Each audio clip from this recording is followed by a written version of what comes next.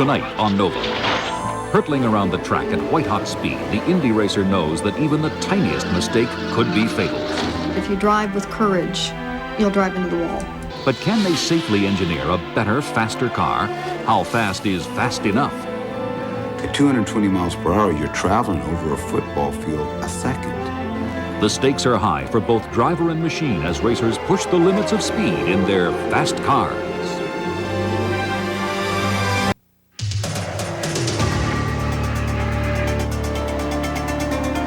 Auto racing is a sport that brings human and machine together at the outermost limits of speed. These are Indy cars, among the most refined racing machines in the world. Well, you don't see these guys race any harder than that. They're really... This is terrific. Look at this side by side. Whoa! Two world champions battling. For the elite few who drive these cars, racing is a voyage into an inner resource of mind and body. I feel sometimes the car is extension of my body. That's what I call the perfect combination. When you can feel every bump, everything the car is feeling in your body, and you get that information in your brain. And when that's happened, you're working like with sixth sense, that even if you're looking ahead, you can feel if someone's coming around you. You know what's happening all around you. To me, it's the ultimate challenge of existence. And it's hard to describe because when it's right, it's so right, you know, that you are almost in a euphoric state. I mean, it's just you become one with the car and you just go off and, you know, into a never land almost. I mean, you're just flowing. I mean, there's no conscious effort. Everything just seems to happen. Those are fun. It's fun when it's like that. And you get out of the car and everybody is the greatest person in the world. You get out, take off your helmet. Everybody you see is just terrific because you feel great and the car's responding. And I mean, you feel like Godzilla.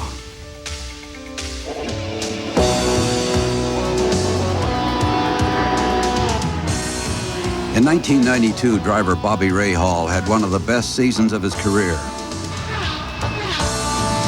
In a 16-race series, he placed well and won 4 times to become the IndyCar champion.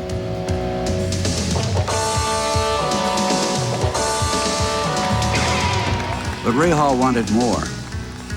He wanted to win in a car of his own design. Phoenix International Raceway, November 9th, 1992. Rahal's hopes for defending his championship and winning the 1993 Indy 500 rest on this car. Today, it will be tested on a remote racetrack in the Arizona desert. From years of experience, Rahal knows that every other team will challenge him with better, faster cars and exploit even the smallest advantage. Most Indy cars are designed and built by a single company in England. This car is one of a kind. The creation of a group of young engineers. It's a challenge that few take on. To meet it, Rahal has assembled a talented team which includes computer experts, design engineers, and a race car aerodynamicist. Put that 5 element on just to have him get it, see what he says about it on the new car. And see if we can balance it also. Rahal's partner in this bold experiment is Carl Hogan. All of racing is trying to get a little something more than someone else has, and it's a challenge that we've accepted. It's a challenge that we hope we will meet head on and will conquer, and if we do, it'll be wonderful. There's an exclusivity to it that from a development standpoint, if nothing else, makes it better, although you live and die by it too, you know, in the sense that if it's not good, you can't go copy someone else either. Well, it'd be nice if this works, huh? The car's test begins with the first joining of Rahal and his machine. The team has already spent 3 weeks designing a seat that is perfectly contoured to his body. Yeah, we should just get out and put the other one in just so you feel the difference right now, but it looks like you're... Well, seat's very important because if you're flopping around, you can't read what the car's saying. You've got to be in there, and you've got to really feel. And the only way you can do that is by having a very good seat. You don't sit in this car, you wear it. Over $4 million has already been invested in Rahal's car. Its chassis is made of space-age carbon fiber. Its engine is no larger than our everyday sedans, yet it produces an astounding 800 horsepower. The team uses both radar and computers to help monitor the car's performance. But Rahal's seat-of-the-pants feel for the car will be the first real indication of its potential and the changes that may improve it. Want to try just some overall downforce or the delta plates? The only thing I would say is that either it may want more rear spring to get it to turn, to help it down in there. And I'm thinking this understeer that you get right at the end, the thing's just sitting there and squat, falling over on the right rear too hard. I think, my opinion, the most important thing for the driver is to describe to the engineer who is working with him at the track what the car is doing on every part of the track. A good test driver has the ability to go out and drive consistently every lap so that he can feel the changes. And that's something that Bob has the ability to do, is go out and run a determined number of laps in the same way and tell you what's going on. It's so important. I think the steering's so slow that I'm missing it a little bit. You know, I'm not used to having to turn so much. Remember at Indy when we tried that? I could never get it into the corner. Too high. Because I was always late. Is that the right thing? I mean, are we hitting on the right thing? That helped. Okay. On this first test day, Rahal reports an uncomfortable feeling in the corners. And this is reflected in his lap times. The new car is 0.4 of a second slower than last year's car. Although it seems a tiny margin, compounded over a 500-mile race, the new car would be 7 miles behind at the finish. Rahal's problem is traction. The car doesn't provide the grip he needs to push it to the limit in the corners. It's a problem that any professional IndyCar driver understands. Anybody can drive in a straight line at 200 miles per hour. You could get in that Indy car and somebody could strap you in and you could drive at 200 miles per hour in a straight line. You just go, shift the gears, get into 6th gear, step on the throttle, and it will go 200 miles per hour very easily. You could do it today. But the limit in racing is cornering speed, not straightaway speed. It's the corners that make the driver and the car.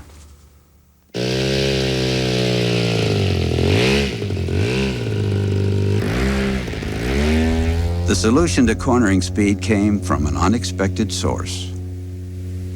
As a teenager, Jim Hall built model airplanes. Later, his experience with these models would stimulate a revolution in race car design. I think it's basically total background that allows you to make a decision to go forward with an innovation of any kind. I think I've always been curious about things. I can remember my mom telling me that I took everything apart when I was a small child. She said she'd come in and find the alarm clock all over the floor or something else taken apart. And of course, I wasn't capable of putting it back together in those days, but I am now. And I always wondered, well, how does this work? What makes that happen? Why does that do that? Sebring, Florida, 1965. At the age of 29, Hall's curiosity has impelled him to take on the giants of international sports car racing. In a world dominated by Ferrari, Porsche, and Ford, Hall wins this prestigious 12-hour endurance race in a car that he built himself in Texas. The car is named after a bird that is native to the American Southwest, the Roadrunner, or chaparral. When we built the first Chaparral, it had a tremendous amount of lift in the front end. In fact, on the straightaway, I could take it down above 150 miles an hour. I could turn the wheel from side to side like that, and it wouldn't even affect the car. The car would just go straight on. So it was almost lifting the front wheels right off the ground. In the 60s, race cars approached 200 miles an hour, the result of more powerful engines and streamlining. But there was a price to pay.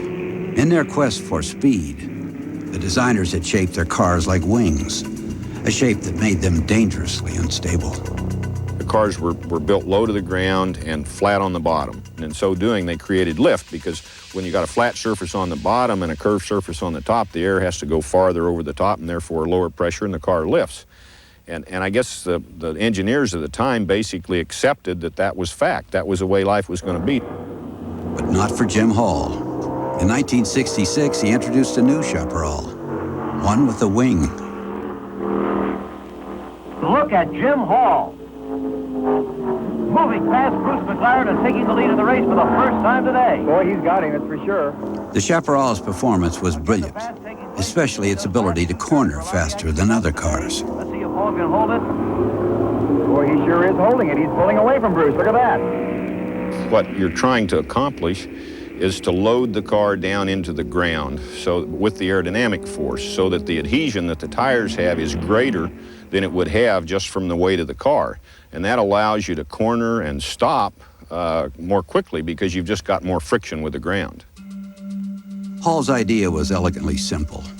The rear wing deflected the force of the wind downward into the tires, increasing friction and stability. Today, this is called aerodynamic downforce. Modern Indy cars have front wings too, which provide even more downforce. But the most radical advance was the addition of Venturi tunnels, a reshaped underbody to speed up the airflow between car and ground. This created an area of low pressure, which literally sucked the car downward toward the pavement.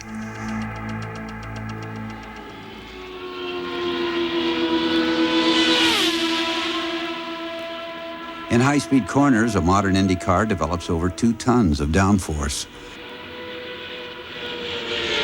More than enough so that it could stick to the pavement even if the track were turned upside down. 2 months after the first test, Ray Hall is back at Phoenix with a modified version of his car. His lap times have improved significantly. The car is becoming competitive. At the end of the day, Ray Hall goes out for one last set of laps. Entering turn 1, at more than 170 miles an hour, he suddenly loses control.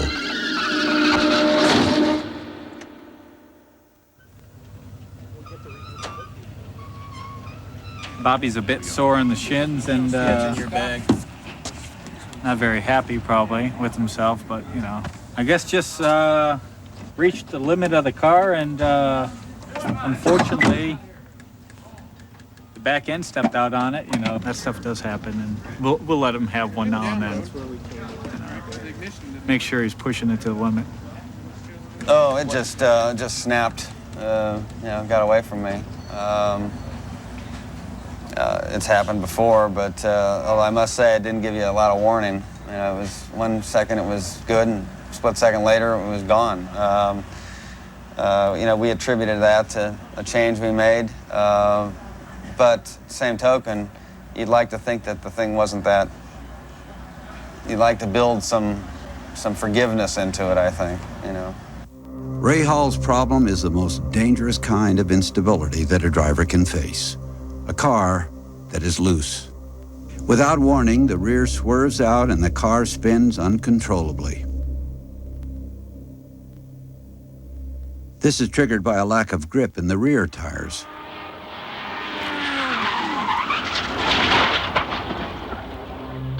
The opposite condition is called push. The front wheels lose grip and the car pushes into the wall nose first.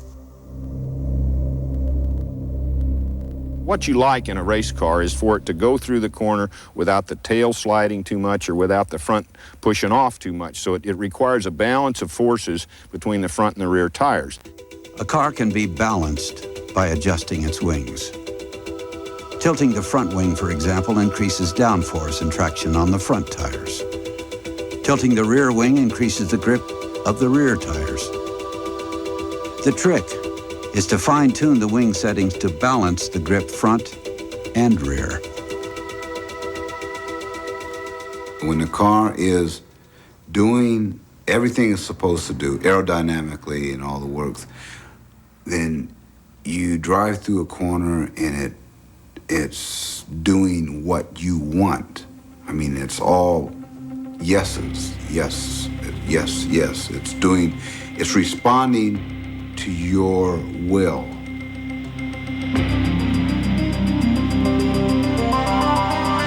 This unique merging of mind and machine occurs only when a driver has total confidence in his car. It is a singular act of faith performed under the constant threat of extreme physical danger. Passing is the most dangerous maneuver on any track. It is also the key to winning. The accepted norm is that an overtaking driver must place his front wheels beside the cockpit of his opponent in order to take the lead.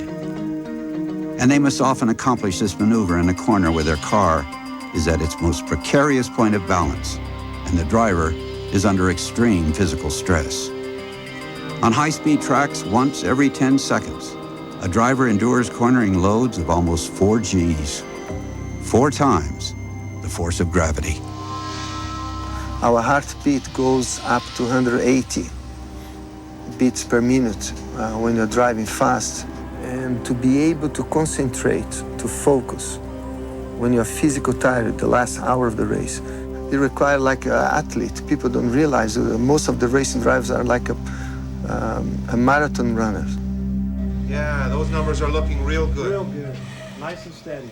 At Human Performance International in Daytona, an aspiring IndyCar driver works out to exhaustion in a test of his physical stamina. His heart rate will be brought up to 190 beats per minute, just 10 beats faster than what an IndyCar driver must endure for hours on end. Good job, good job. Looking good. Make it happen. 190. Okay. All right, good. Good job, good job. Sports physiologist Jacques Dallaire studies the physical requirements of driving an 2 IndyCar. minutes of recovery. Nice and easy, nice and easy. We see such elevated heart rate responses in drivers during a race because it's a composite of a number of factors. Sure, there is an emotional element to that, a fear element, if you will, an anxiety, an excitement, motivation. But that really represents a very low percentage of that maximum heart rate. Blood is a tissue. It has a mass. It's influenced by gravity as well. The G-forces cause the driver to exert tremendous isometric contractions.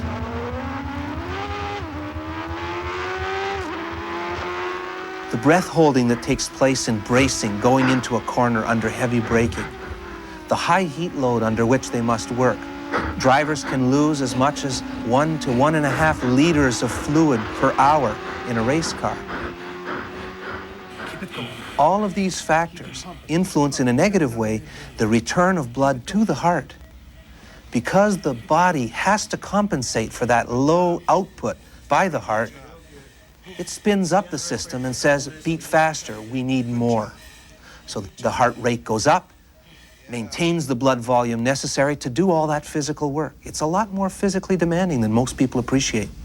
As far as what the experience is like, the physical experience, it's like sitting on an exercise bike, wearing some kind of a sweatsuit that, you know, makes you really hold your heat in, and you put about 2 15-pound weights in your hand, put a helmet on your head, and just sit there for about 2 hours, 3 hours, depending on, you know, how long you can tolerate that. And you move those weights, you pedal that bike, get your heart rate up to about 85% of your max capacity, and then have somebody with a bull-peen hammer beating on your body and your head. Because with the vibrations and all the things that go in the car, the G-forces and the vibrations, that's the kind of abuse your body's getting.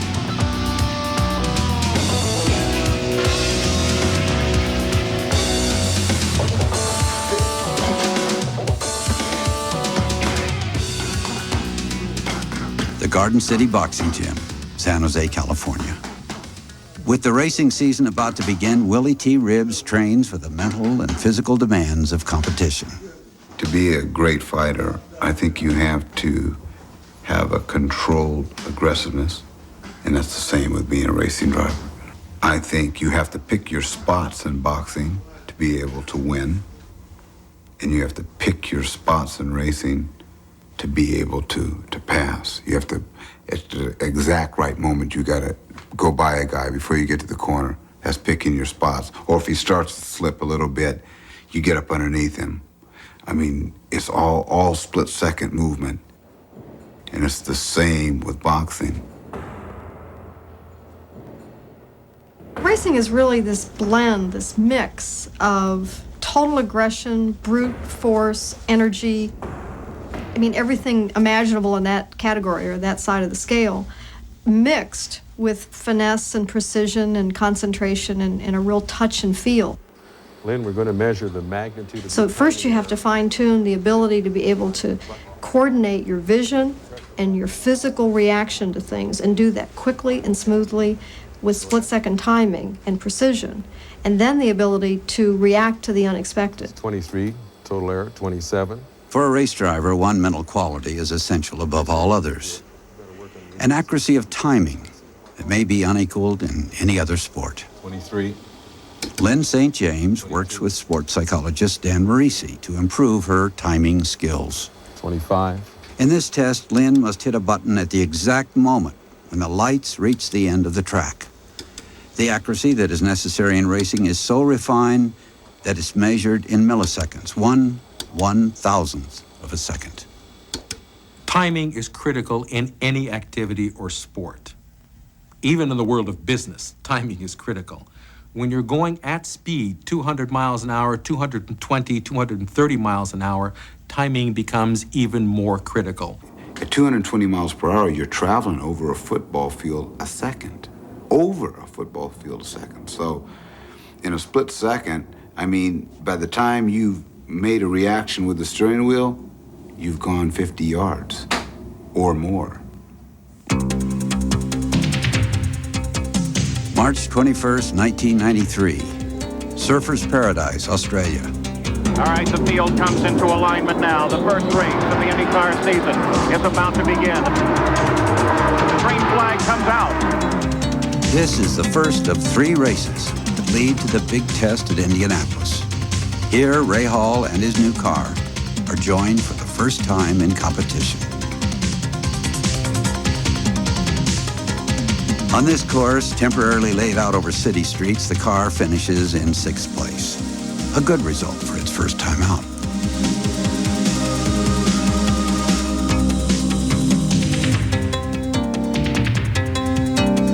So now the field comes into full alignment. Scott Goodyear, his first pole, brings the field toward the green flag. But 2 weeks later at Phoenix on the same track where Ray Hall crashed while testing the car, the results are quite different.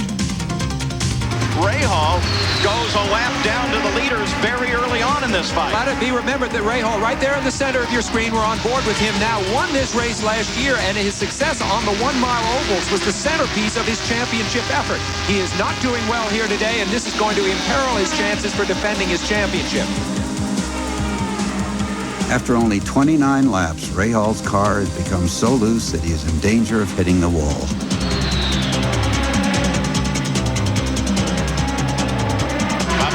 Comes in as well. Of course, he's been struggling with his car throughout the day. Ray Hall is forced to abandon the race. A serious setback for the team.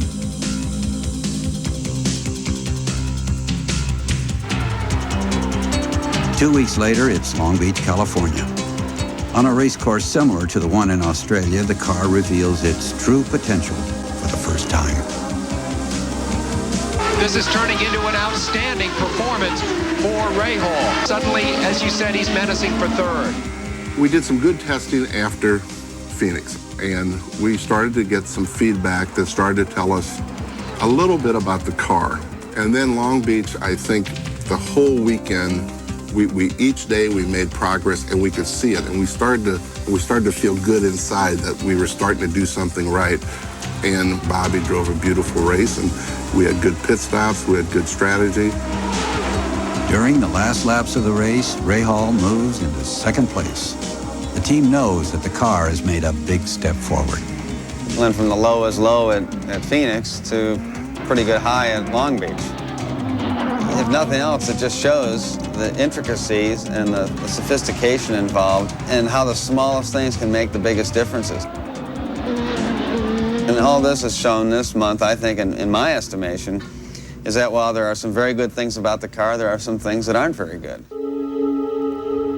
The car's failure at Phoenix haunts the team, in spite of near victory at Long Beach. Day and night, during the few weeks that remain before the Indy 500, they seek an answer. Is the problem mechanical? A defective part, perhaps, or is it more basic? A flaw in the car's overall design? The first clues come from computers that have captured the car's performance during each of the 3 races. By superimposing this record of performance on the layout of the tracks themselves, a pattern begins to emerge. Australia and Long Beach are twisting road courses, with high-speed straights and tight corners taken at slow speeds. The need for aerodynamic downforce is much diminished. The car's basic suspension becomes critical. And here, Rahal's new machine performed brilliantly. But ovals are built for constant high speed.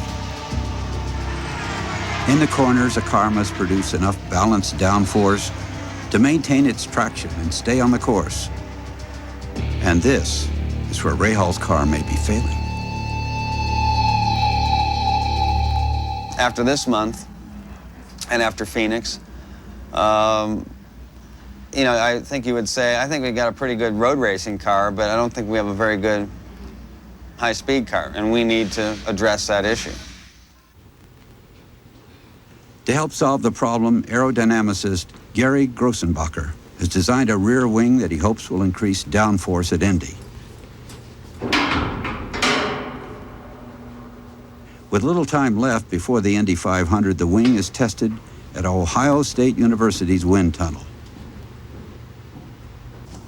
It's attached to a sensor that will measure both the downforce and drag that the wing generates.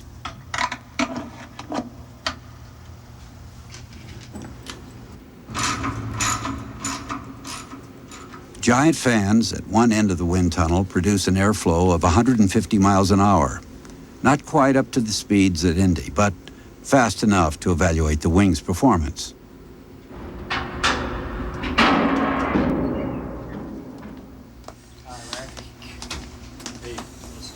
The team seeks a trade-off between downforce, which is needed in the corners, and drag, which slows the car on the straights. Unfortunately, it's extremely difficult to increase one without the penalty of an increase in the other. The other wings we've run, we haven't realized lift coefficients like this on the order of 1.1 to 1.2. The wing's efficiency is measured by a ratio, which compares downforce, also called negative lift, against drag. For 226 pounds of negative lift, the wing generates only 30 pounds of drag, a ratio of 7 to 1. Preliminary indications are that this is better, significantly probably. But Grossenbacher knows that a wind tunnel simulates only the most ideal of conditions. What will happen when the wing is attached to the car? How will it affect overall balance on the track? Time has run out. The team must answer these questions in the heat of competition.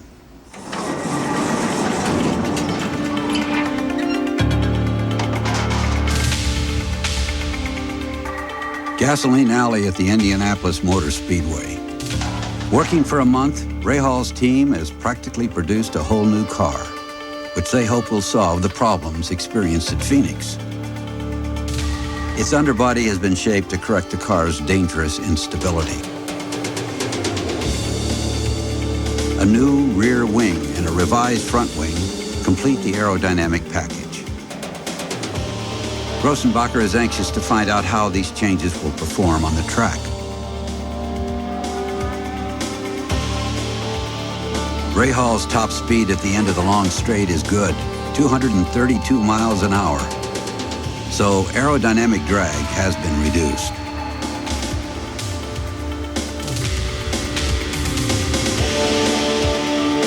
But from the cockpit, Rahal reports the car is pushing in the corners, as if it might swing wide and hit the wall. Especially as I started to go quicker, I didn't think that the car was, like I came in there and I'm going, holy shit. You know, I mean, it went through there all right, but it just, everything seemed to be happening real quick. Now that could be me. Yeah. But even getting into 2 was better now. But I still need to tie it, make it a little more comfortable everywhere.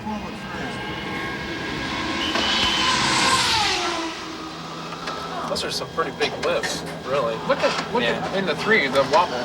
Rahal's discomfort is reflected in computer data that records his performance all around the track. That's the first lift on the throttle. The computer shows that Rahal is lifting his foot from the throttle in the corners. His speed is almost 15 miles an hour too slow. Another lap, like we were doing. Your corner speed in turn 1 and 2 is really low. And all I'm saying is, you know, I appreciate you saying that when you come out of the corner, it was way down in revs, because obviously the corner speeds are low. The car tried to get away from me, and I really had to get out of the throttle. It's been a frustrating experience for us. He doesn't, well, that's before we took the wing out. As you turn into the corner, the car begins to roll and pitch, where it begins to tuck the front end, and as it does, the left rear comes up and gives the car a very unsettled feeling, which is what we have been sort of feeling with this car all along. This could be a chassis imbalance, could be an aero imbalance. You know, they're not separable. You know, one can lead to the other. Under the terrific forces of cornering, a car pitches and rolls, continuously changing the relationship of the Venturi tunnels and wings to the track. This affects the distribution of downforce on each of the car's 4 tires. To minimize a car's motion, adjustments are made to the suspension. But these adjustments will, in turn, affect the car's aerodynamic balance in ways that are difficult to predict. So many adjustments are possible, and the relationship to aerodynamic balance is so complex that finding the car's perfect setup is extremely difficult. And at Indy, where the cars enter these corners at more than 220 miles an hour, finding it is critical.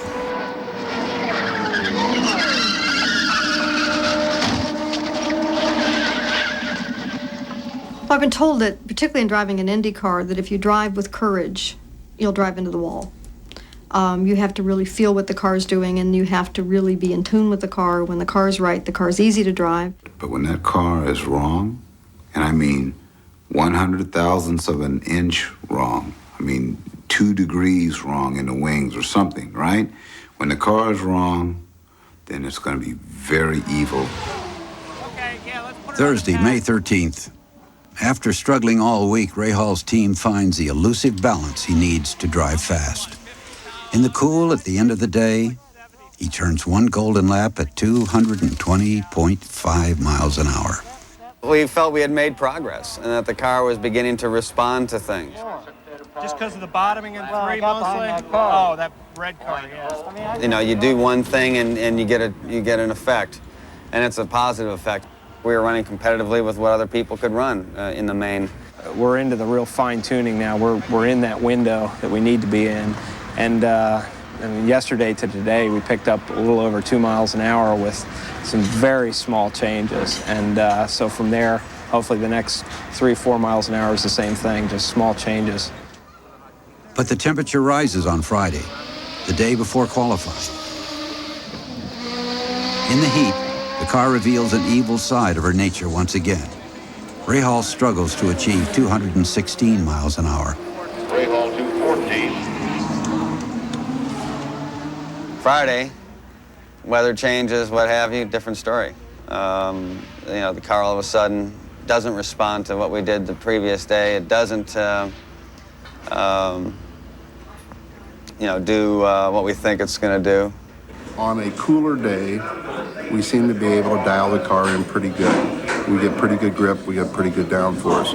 It seems when the weather gets warm, gets hot, this car is more sensitive than some of the other cars we've had. Maybe need a little more overall downforce. Okay. All right, well, all we can do in the front right now is go up into gurney with these wings. Finding the precise adjustments to balance a car at Indy is like playing a chess game in 3 dimensions. One dimension is the car's aerodynamics. Another, its suspension. And the third is the changing environment in which the car must operate. All Indy cars are sensitive to temperature changes. As the temperature increases, air density decreases, so the wings and underbody produce less downforce. In the heat, Rahal feels his car once again pushing outward toward the wall. And I still need, I think, more overall downforce.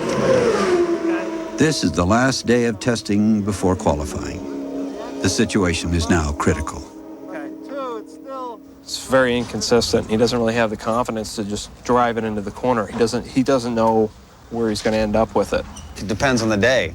One day I have confidence in it, one day I don't, because when the day it doesn't react the way you think it's going to react, then all of a sudden you're saying, oh, well, what in the hell's it going to do? May 16th, 1993. With the car's problems still unsettled, Rahal must attempt his first qualifying run. As he takes to the track, his team is concerned not only for his speed, but for his safety.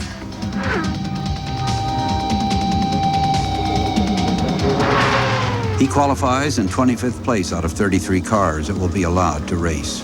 His speed, 217.2, is disappointingly slow.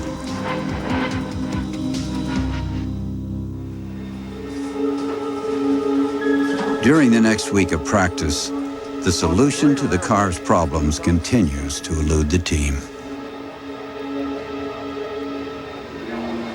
I'm just sort of emotionally wrung out right now. It's a little frustrating. It seems like we're always a day behind. If we can get the push out of it, I mean, it's instant lap speed. I mean, there's no doubt about that. We're used to running up front. We're used to qualifying well.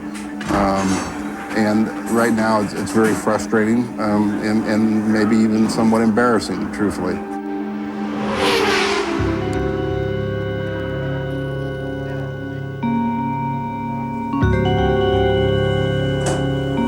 We were up against the wall, and you don't get the results you're looking for. So everybody gets a bit disappointed because of that. Just want to take a set and throw around the corner. As the cars begin their 10-mile qualification run. I know. Just don't know why I want to do that.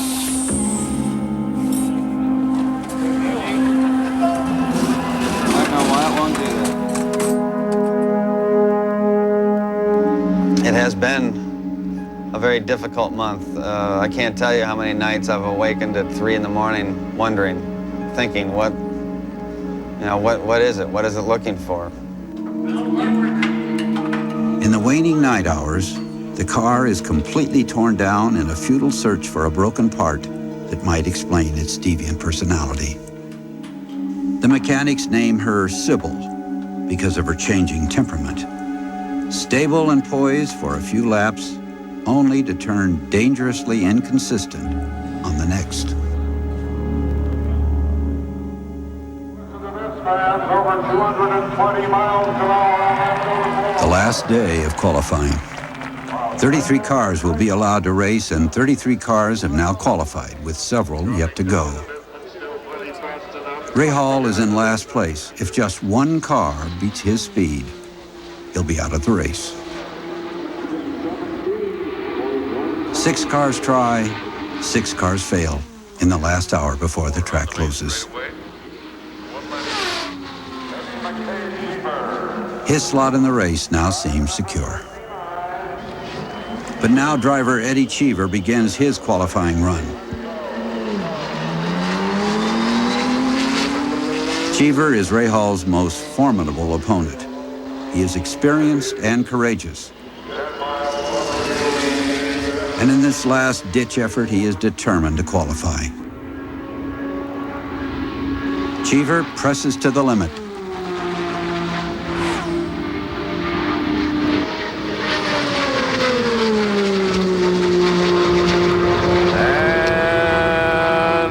It is fast enough. The defending national champion and former Indy winner Bobby Rahal. What story the next 10 minutes will bring?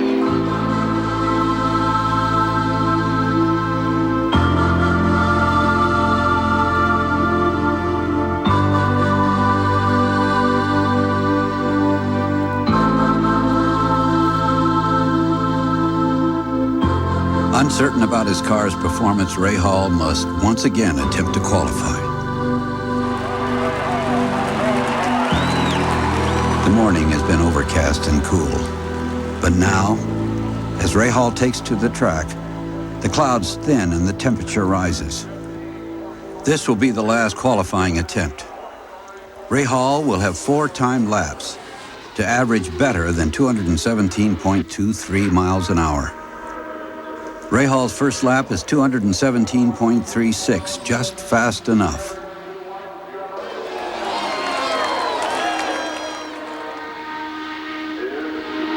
On the next lap, his car becomes unstable in turn 4 and swings wide toward the wall. Rahal lifts off the gas. His speed drops to 216.8, 0.4 of a mile an hour too slow.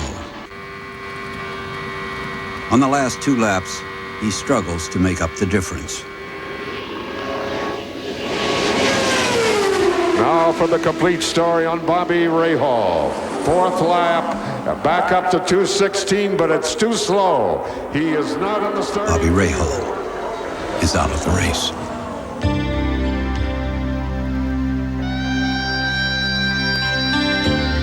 Neither Rahal or his team has ever experienced such a defeat. After 7 months of unceasing effort, it leaves them stunned.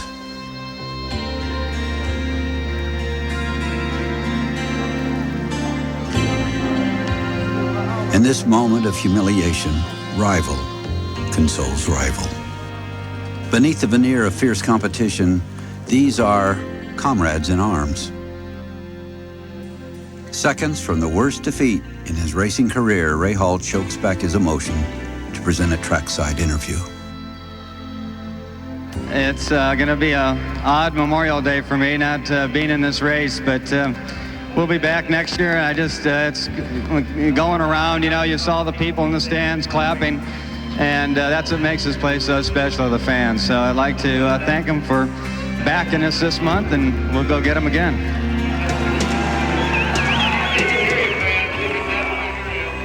Racing is a cruel sport, Rahal has often said. A sport in which winning is everything. But in this moment of defeat, he shows there is much more to being a true champion.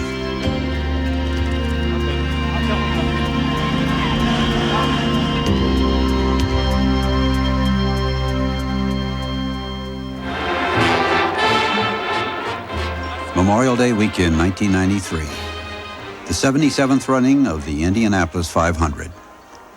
More than 500,000 spectators are gathered here, more than for any other sporting event in the world. In just a few moments, the drivers will be called to their cars. In reality, other than the fact that it's the biggest race in our careers, it's just another race. You do the same thing for this race that you would do for any other race. It's a little harder to execute because there's more distractions, there's more demands, there's more commotion, there's more of everything. But there isn't anything special you have to do. You just have to do what you do better and just be able to call it up. So, you know, I'm cool. The one thing about racing that's different from other sports, you cannot hear in your own world. Once your helmet's on and engine's fired up, you're tuned into that, whether you want to be tuned into it or not, because you can't see the outside world and you can't hear it. I mean, it's like going into Twilight Zone because you have locked yourself out of humanity. For 2 hours, you're in that world, and it's not until the race is over that you come back to Earth and come back to humanity again. Ladies and gentlemen, John Muir.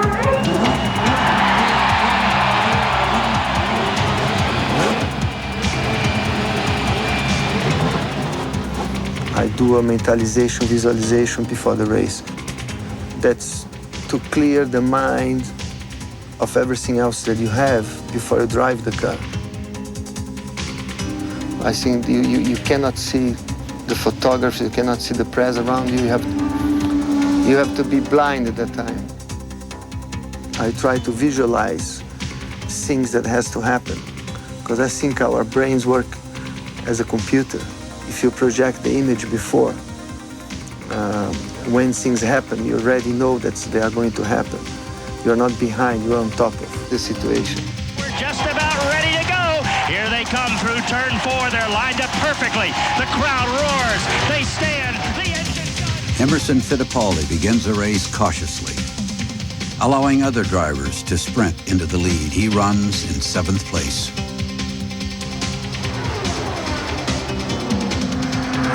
He knows this race is a test of endurance that will unfold over the next 2.5 hours.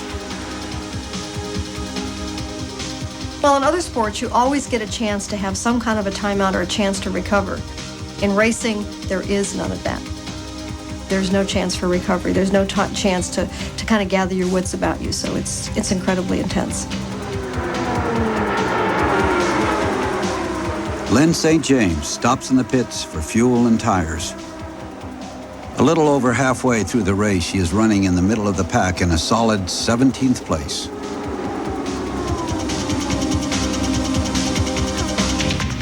That's Lyn St. James that sits just ahead of Mansell. Emerson Fittipaldi just passed by Mansell.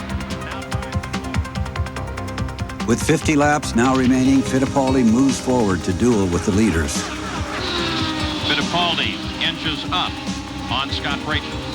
Bobby, we've talked about the engine battle. More than inches up now as Fittipaldi moves inside Brayton and moves around him. So now Fittipaldi into third place. During the race, your brains have to work on 3 different channels. What the car is doing at that present moment. What you have to do the next 2 or 3 seconds ahead of you. When you're looking a corner, you have to anticipate 2 or 3 seconds. That's the second channel. And the third channel is the strategic for the race. When you're going to come to the pit, who is behind you, who's ahead of you, where you are, how much fuel you have on board. And it's difficult to work the 3 channels together, but you have to do it. In one of the most dangerous moments of his race, Fittipaldi passes Mario Andretti in turn 1. Mario sitting up high. Fittipaldi comes down to the inside, and they battle side by side. Fittipaldi and Mario. That's Fittipaldi surges to the front. Mario back to second. There is a trust factor that you have between each other. There's an unwritten code. I want to beat you, and you want to beat me. But this is where the line is drawn.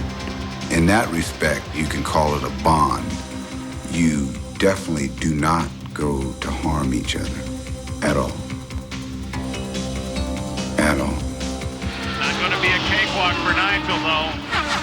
Right behind him is Fittipaldi.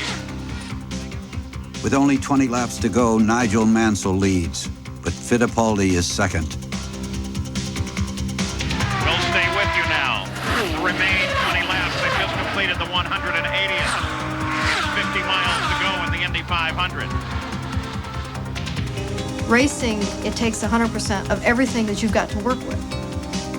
And then there's the whole mechanical part of it. I mean, that's only you as the human being, and then you gotta become one with the mechanical piece of equipment that you basically are in control of and have no control of. With the race entering its final laps, a yellow flag signals danger on the track.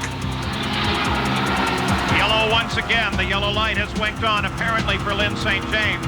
There's Lyn St. James. A great run. Very disappointing for her to go so deep into it.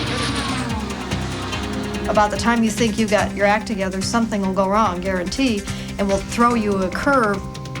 You think you've got it handled, and then the engine quits or the tire goes. Lynn's transmission has failed. Her retirement brings a pause in racing while her car is cleared from the track. The drivers now line up according to their race positions. A green flag will signal the restart, a critical moment which the leaders will seek to exploit.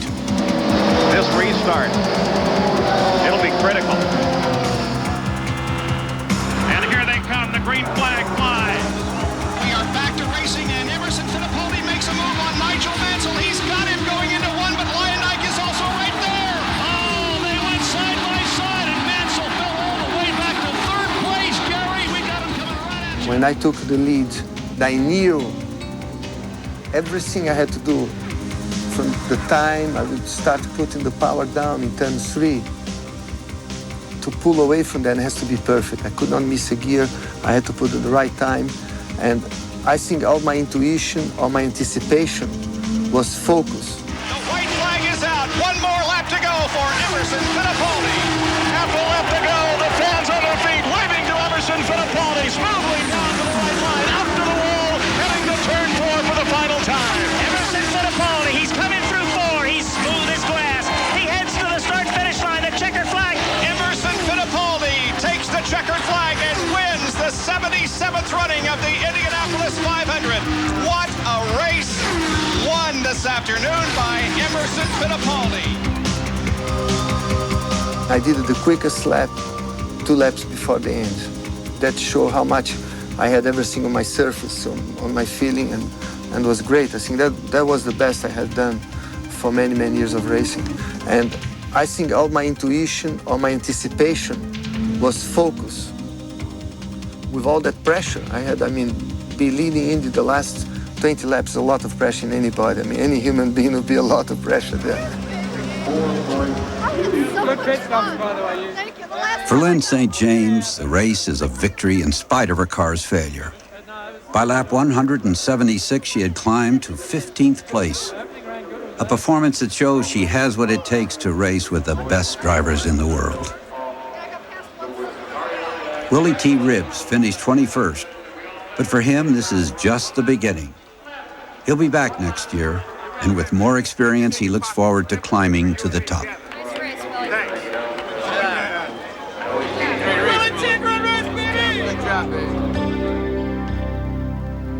For this elite group of drivers, racing is a passion that carries them beyond the boundary of the physical world into a singular moment of harmony at the very limit of their potential.